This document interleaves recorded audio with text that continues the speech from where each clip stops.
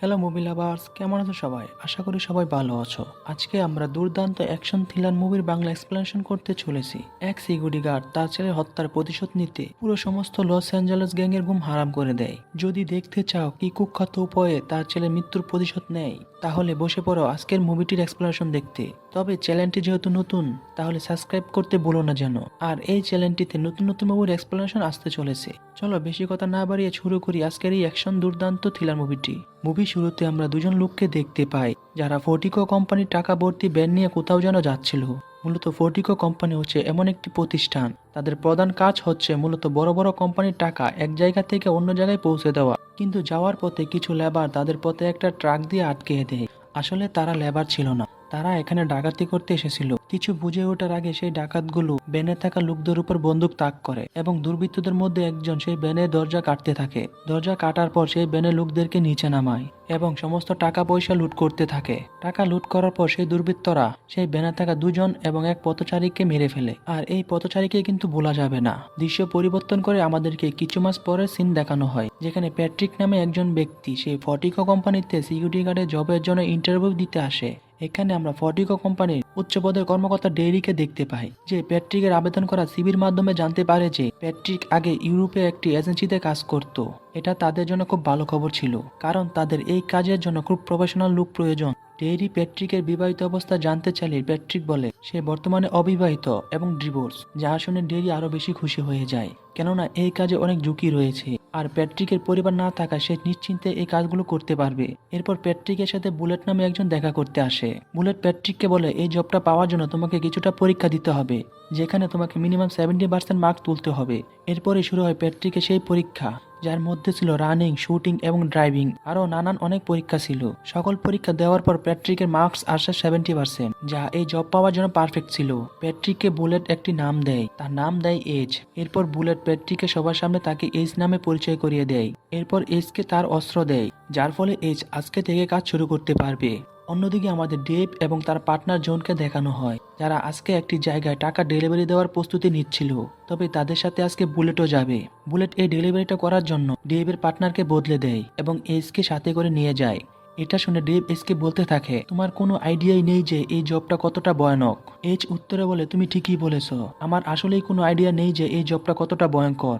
তারা তিনজন একটি মালিক স্ট্র্যাপ নিয়ে বেরিয়ে পড়ে, যার ড্রাইভিং এ ছিল ড্রেভ। ড্রেভের পাশে বসেছিল এস এবং তার পিছনে ছিল বুলেট। ড্রেভ এসকে বলতে থাকে, কিছু মাস আগে যে একটা টাকার ব্যান্ড ডাকাতি হয়েছিল সেটা মূলত আমারই চালানোর কথা ছিল, কিন্তু আমি অসুস্থ থাকার কারণে আমি সেই দিন ওই ব্যান্ডটি চালাতে পারিনি, যার কারণে আজ আমি বেঁচে আছি। এই কথা শুনে এইচ ড্রেভের উপর সন্দেহ করতে থাকে। এরপর এইচ এবং বুলেট একটি বিল্ডিং এ প্রবেশ করে এবং তাদের কাজ শেষ করে নিরাপত্তা অফিসে চলে আসে।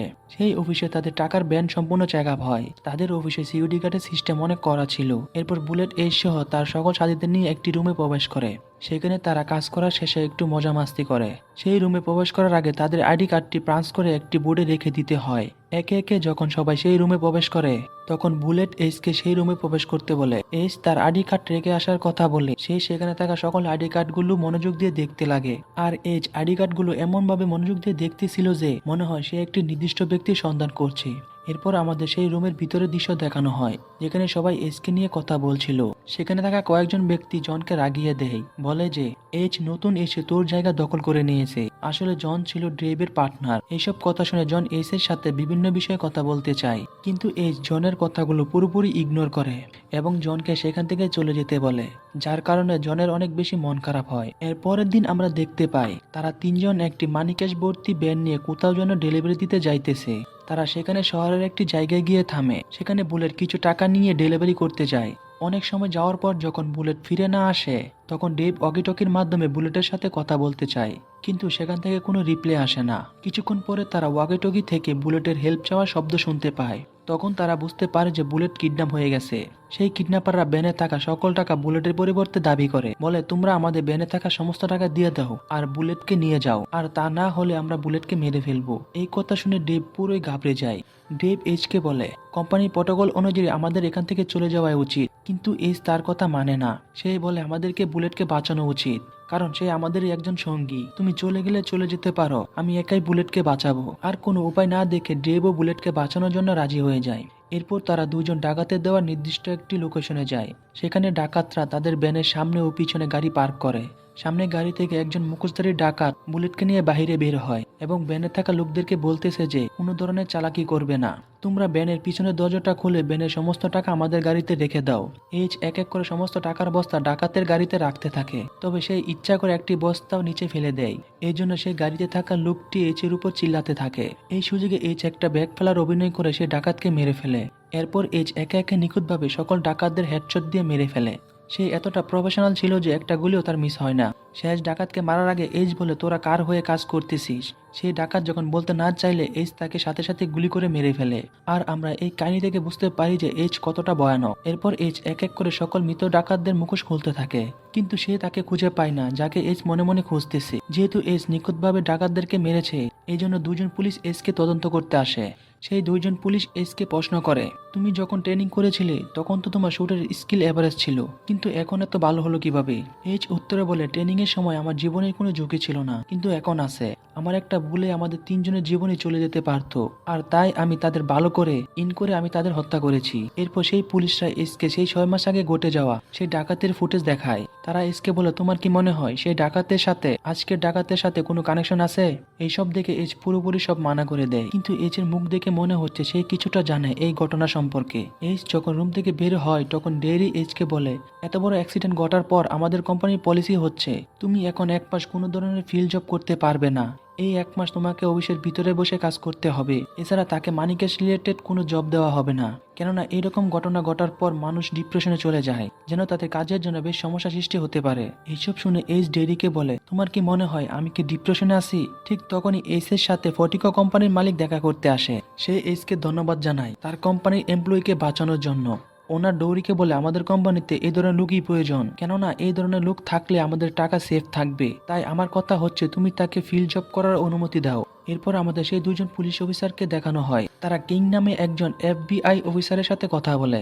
সেই পুলিশ কিংকে বলে, আজ যে ডাকাতি হয়েছিল সেই ডাকাতদেরকে এইচ হত্যা করেছে। তখন কিং বলে, এইচ যেভাবে কাজ করতেছে তাকে করতে দাও, আর আমার মনে হচ্ছে এইচ আসলে এখানে অন্য কিছুর জন্য এসেছে। এরপর আমাদের এইচকে দেখানো হয় যার সাথে একজন মেয়ে দেখা করতে এসেছে। সেই মেয়েটি ফটিকো কোম্পানি সকল এমপ্লয়ি এবং সকল সিকিউরিটি গার্ডের ইনফরমেশন দিতে এসেছিল।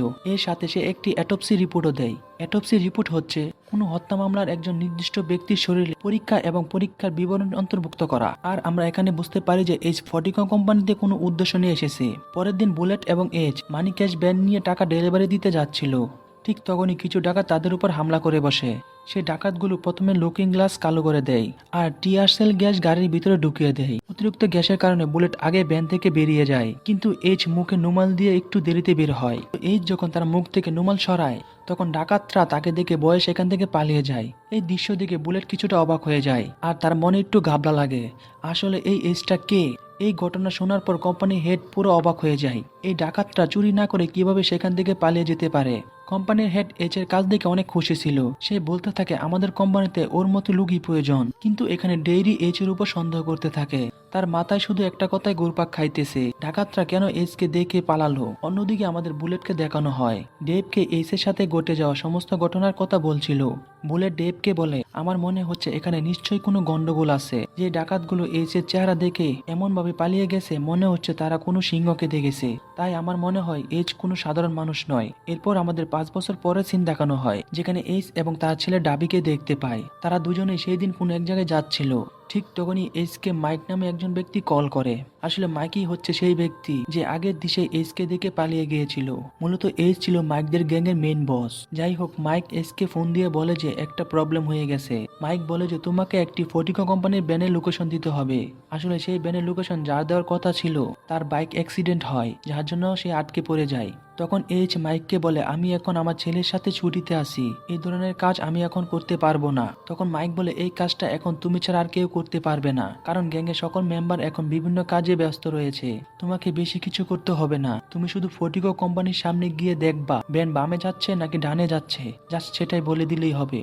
এখন আর কোনো উপায় না পেয়ে এস তার ছেলেকে নিয়ে চলে যায় সেই ফটিকো কোম্পানির সামনে। সে তার ছেলেকে খাবার আনার কথা বলে ব্যানের দিকে নজর রাখতে চেষ্টা করে। এরপর এইচ মাইককে সেই ব্যানের ডিরেকশন বলে দিয়ে তার ফোন ডিসকানেক্ট করে দেয়। তখন এইচ তার ছেলের জন্য খাবার আনতে যায়। ঠিক তখনই আমরা সিনেমা শুরুর দৃশ্য দেখতে পাই, যেখানে সেই ডাকাতগুলো ভ্যানে থাকা লোকদেরকে মেরে ফেলে। তখন সেই দৃশ্যটা এইচের ছেলে ডেইরিও দেখে ফেলে, যার ফলে ডাকাতরা ডেইরিকে গাড়ি থেকে নিচে নামতে বলে। তখনই ডেইরি তার বাবাকে কল করছিল, কিন্তু এইচ তখন কার সাথে জানি কথা বলছিল। ডেইরি আর কোনো উপায় না পেয়ে গাড়ি থেকে নেমে যায়। ঠিক তখনই এইচ তার ছেলের জন্য খাবার নিয়ে আসছিল, আর ডাকাতরা এইচের চোখের সামনে তার ছেলেকে গুলি করে মেরে ফেলে। কিন্তু তখনই এইচ এই দৃশ্য দেখে ডাকাতের দিকে যেতে থাকে, কিন্তু তখনই একজন ডাকাত এইচকে গুলি করে, আর এইচ মাটিতে পড়ে যায়। এইসব কাহিনী দেখে আমরা বুঝতে পারি যে মুভি শুরুতে ডাকাতরা যে পদচারীকে গুলি করেছিল তারা ছিল ডেইরি আর এইচ। ডাকাতের মধ্যে একজনের চেহারা দেখে ফেলেছিল এইচ। এরপর আমাদের ঘটনা 3 সপ্তাহ পরের সিন দেখানো হয়, যেখানে এইচ একটা হাসপাতালে ভর্তি অবস্থায় ছিল। সেখানে ডাক্তার এইচকে বলে, তোমার শরীরে মোট 6টা গুলি লেগেছিল, যা বের করতে আমাদের 3টা অপারেশন করতে লেগেছে। তোমার শরীর থেকে অনেক রক্ত বের হয়েছিল, কিন্তু ভাগ্যক্রমে তুমি এখনো বেঁচে আছো। দৃশ্য চেঞ্জ করে দেখে এইচ তার ওয়াইফের সাথে একটা রুমে বসেছিল। এইচের ওয়াইফ এইচকে ডিভোর্স দিয়ে দেয়, কারণ সে মনে করে তার ছেলের মৃত্যুর জন্য এইচই দায়ী। সেখানে এইচ আর কিছু বলতে পারে না, কারণ সে নিজেও অনেক দুঃখী ছিল। সেই থেকে এইচ তার ছেলের মৃত্যুর প্রতিশোধের আগুনে জ্বলতে থাকে। এরপর আমরা এজেন্ট কিংকে এইচের সাথে একটা গাড়িতে বসে থাকতে দেখি। আসলে এজেন্ট কিং এইচের হয়ে কাজ করত। এজেন্ট কিং এইচকে বলে, তোমার ছেলেকে কারা মেরেছে আসলে সেটা আমরা জানি না, কিন্তু তোমাকে আমি এই শহরের সকল গুন্ডাদের ইনফরমেশন দিয়ে দিলাম, ফলে এটাকে তুমি তোমার মতো হ্যান্ডেল করো। এরপর এইচ তার গ্যাংয়ের সকল খাস লোকদেরকে ডাকে। সেখানে মাইক এইচের ছেলে মারা যাওয়ার জন্য খুব দুঃখ প্রকাশ করে। এইচ বলে, আমার ছেলেকে যে গুন্ডারা মেরেছে তাদের ইনফরমেশন আমার খুব দরকার। সেখানে থাকা দুজন ব্যক্তি বলে, আমরা সর্বোচ্চ চেষ্টা করেছি সেই লোকদের খুঁজে বাইর করার জন্য, কিন্তু তাদের সম্পর্কে আমরা কোনো তথ্য খুঁজে পাইনি। কেউ বলতে পারতেছে না যে সেই দিনের ডাকাতিরা আসলে কে করেছে। এইচ তাদেরকে বলে, আমার মনে হচ্ছে তোমরা আসলে সেই ডাকাতদের খোঁজার কোনো চেষ্টাই করছো না। আমি জানি না তোমরা কিভাবে সেই ডাকাতদের খুঁজে পাবে, কিন্তু আমাকে তাদের ইনফরমেশন দিতে হবে যত দ্রুত সম্ভব। এরপর এইচের লোকেরা একে একে সমস্ত গুন্ডাদের খোঁজ লাগাতে থাকে। তার মধ্যে একজনকে এইচের আস্তানায় আনা হয়। তারা সেই গুন্ডাকে টর্চার করতে থাকে, কিন্তু সে ওই ডাকাতের ব্যাপারে কিছুই বলে না। এরপর আর কোনো উপায় না পেয়ে এইচের লোকেরা এই গুন্ডার ওয়াইফকে তুলে নিয়ে আসে, যার ফলে গুন্ডা এইচকে জ্যাকসন ব্রাদার্স নামে একজনের নাম বলে, যারা সেই দিন ওই ব্যাংকের ডাকাতি করছিল। তখন এইচ এই কথা শুনে সে গ্যাংদের ধরার জন্য বেরিয়ে পড়ে এবং সেই গ্যাংয়ের প্রতিটা মেম্বারকে মারা শুরু করে। এইচ তার ছেলের মৃত্যুর প্রতিশোধ নিতে পুরো মরিয়া হয়ে পড়ে। এসব ঘটনার কারণে মাইক অনেক চিন্তিত হয়ে পড়ে, কারণ প্যাট্রিকের ছেলের প্রতিশোধ নিতে গিয়ে তাদের বিজনেসের পুরো 12টা বেজে যাচ্ছে। এই জন্য মাইক প্যাট্রিককে কিছুদিনের জন্য ব্রেক নিতে বলে। প্যাট্রিকও এই বিষয়টা বুঝতে পারে। সে মাইককে বলে, আমি তাহলে কিছুদিনের জন্য ব্রেক নিতে লন্ডনে যাব, যতদিন আমি না আসি আমার সকল বিজনেস তুমি সামলিয়ে নিও। এরপর আমাদের সেই মেয়েকে দেখানো হয়, যে মেয়ে কিনা প্যাট্রিককে একদিন অ্যাটপসি দিতে এসেছিল, আর এই মেয়েটির নাম হচ্ছে ক্রিস্টি। আসলে প্যাট্রিকের সন্দেহ ছিল এই ডাকাতির পিছনে ফর্টিগং কোম্পানির কোনো সিকিউরিটির হাত আছে, তাই প্যাট্রিক তার সকল ক্রিমিনাল রিপোর্ট মুছে দিয়ে নতুন একটি আইডেন্টিফিকেশন বানাতে বলে, যাতে সে ফর্টিগো কোম্পানিতে এজ এ সিকিউরিটি গার্ড হিসেবে জয়েন করতে পারে। এরপরে আমাদের সিনেমার দ্বিতীয় অংশ দেখানো হয়, যেখানে প্যাট্রিক ফর্টিগো কোম্পানিতে জব করতে এসেছিল। আর এরপরে কাহিনী তো তোমরা সবাই জানোই, এবং এখানে আমরা প্যাট্রিকের আসল উদ্দেশ্য জানতে পারি, কেননা সে ফর্টিগো কোম্পানিতে অ্যাপ্লাই করেছিল। এছাড়া যে অ্যাটপসি রিপোর্টটা ক্রিস্টি প্যাট্রিককে দিয়েছিল ওইটা কারোরই ছিল না, সেটা ছিল প্যাট্রিকের ছেলে ড্রাগির। পরের দৃশ্য আমাদের জ্যাকসন ব্রাদার্স গ্রুপের সকল মেম্বারদেরকে দেখানো হয়। তারা খুবই চিন্তায় ছিল। আসলে তারা অনেকদিন ধরে একটা জায়গায় লুকিয়েছিল, যার কারণে তারা এতদিন কোনো ডাকাতি করতে পারেনি। এই কারণে তাদের জীবনযাপন করতে খুব কষ্ট হচ্ছিল। তারা সকলে যখন তাদের লিডার জ্যাকসনকে আবার ডাকাতি করার কথা বলে, তখন জ্যাকসন এটা করতে বারণ করে, কারণ তারা কিছুদিন আগে কয়েকজনকে হত্যা করেছে। এজন্য পুলিশ তাদেরকে খুঁজে বেড়াচ্ছে। এখন যদি তারা কোনো ডাকাতি করতে যায় তাহলে তারা বিপদে পড়তে পারে। আর এখানেই আমরা সেই লোককে দেখতে পাই যার চেহারা প্যাট্রিক দেখে ফেলেছিল, আর এই ব্যক্তিটির নাম হচ্ছে জেন। এরপর আমরা দেখতে পাই সেই দিনের রবারি, যেখানে জেন ওই রবারি প্ল্যান করছিল।